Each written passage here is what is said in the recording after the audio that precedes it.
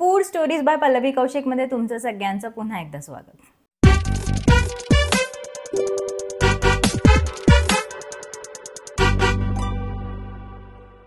भाजणी हा एक असा पदार्थ आहे जो आपल्या महाराष्ट्रीयन घरामध्ये कायमच अवेलेबल असतो आणि भाजणीचं थालीपीठ ही अशी एक डिश आहे की जे आपल्याकडे खूप पॉप्युलर आहे आणि तीच भाजणी घेऊन त्यामध्ये थोडेफार आपण बदल करून त्याची एक पौष्टिक आणि स्वादिष्ट अशी डिश तयार होते आणि ते खमंग पण लागते, ती म्हणजे भाजणीची उक्कड। So let's start the recipe. अगदी बेसिक साहित्यापासून आपण आपली भाजणीची उक्कड बनवू शकतो। लागणारं साहित्य म्हणजे सर्वप्रथम भाजणी, त्यानंतर फोडणीचं साहित्य तेल, हिंग, हळद, तिखट, जिरं मोहरी, त्यानंतर कोथिंबीर, कढीपत्ता, कांदा आणि सगळ्यात लास्ट म्हणजे ताक। भाजणी हा एक डाएटरी फायबर आणि प्रोटीन यांनी भरलेला एक असा परिपूर्ण पदार्थ आहे आणि कायमच आपण घरी भाजणीची थालीपीठं करत असतो। आपल्याला क्वांटिटीमध्ये पदार्थ करायचा असेल आणि ऑलरेडी आपल्याकडे खूप सारे पाहुणे आलेले असतील तर थालीपीठं लावत बसणं हा एक टाइम कन्झ्युमिंग जॉब होतो। अशा वेळेला भाजणीची उक्कड हा उत्तम पौष्टिक आणि एक वेगळा पर्याय होऊ शकतो। मी आता गरम कढईमध्ये तेल टाकलं आहे। ह्या पदार्थाला थोडंसं तेलाची क्वांटिटी जास्त लागते। मी आता यामध्ये टाकते जिरा आणि मोहरी,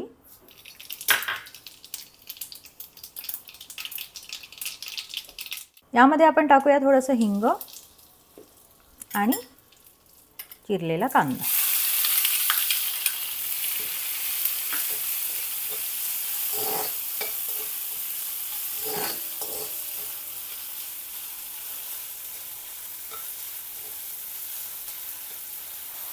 आपण आता कांदा चांगला परतून घेऊ आणि त्यामध्ये टाकूया आता कढीपत्ता।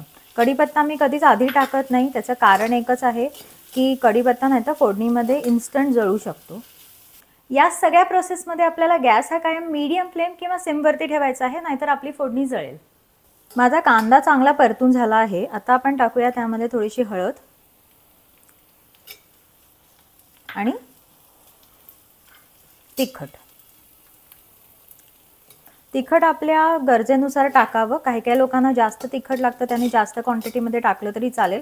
काही लोकांना मिरची जर आवडत असेल तर मिरची टाकली तरी चालेल, पण हे ॲक्च्युली लाल तिखटाबरोबर जास्त चांगलं लागतं। आता आपण टाकूया यामध्ये भाजणी आणि चांगली परतून घेऊ। ही भाजणी मी चांगल्या पद्धतीने परतून घेतली आहे। जर त्याच्यामध्ये काही गुठळ्या राहिल्या असतील, कारण भाजणी हे इन्स्टंटपणे तेल आहे ते ॲब्सॉर्ब करतं आणि गुठळ्या होण्याचे चान्सेस असतात थोडेफार, तर आपण ते पण मोडून घ्यायचं आणि असं भाजणी अशी मोकळी मोकळी छान करायची। यामध्ये टाकूया आपण चवीपुरतं मीठ आणि चिमूटभर अगदी साखर।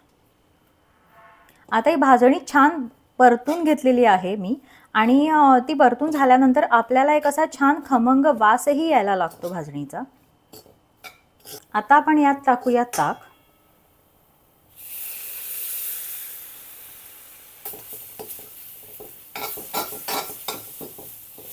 आणि आपल्याला इन्स्टंटली छान ते मिळून घ्यायचं आहे आणि त्याच्यावरती इमिजिएटली झाकण ठेवायचं आहे।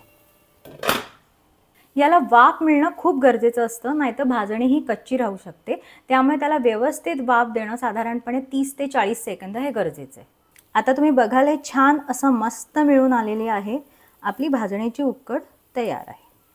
तुम्हाला पाहिजे असेल तर यामध्ये बाजूने तूपही सोडू शकता, त्याची पण चव खूप खमंग आणि छान लागते।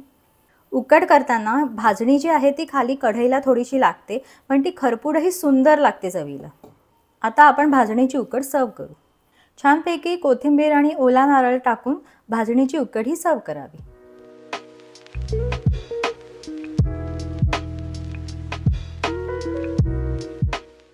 भाजणीची उक्कड करताना तुम्ही 2-3 गोष्टींची काळजी जरूर घ्यावी। पहिलं म्हणजे त्याला तेलाचं प्रमाण थोडंसं जास्त लागतं। दुसरं म्हणजे आपण जे ताक ॲड करतो भाजणीमध्ये ते थोडंसं अंदाजाने आणि हळूहळू टाकावं। प्रत्येक भाजणी ही थोडीशी वेगवेगळी असते आणि प्रत्येक भाजणीची आपापल्या घरातली रेसिपी पण वेगवेगळी असते। त्यामुळे काही भाजणी थोडंसं जास्त ताक ॲब्सॉर्ब करतात, काही भाजणी थोड्याशा कमी ताक ॲब्सॉर्ब करतात। त्यामुळे थोडासा अंदाज ठेवूनच ह्या गोष्टी ॲड कराव्यात। तिसरी गोष्ट म्हणजे जे दही आपण वापरतोय ताकासाठी ते कितपत आंबट आहे हे आधी तपासून पाहावं। खूप जास्त आंबट किंवा खूप जास्त मोळं हे दही घेऊ नये। मीडियम लेवलचं, मध्यम लेवलचं आंबटच दही घ्यावं।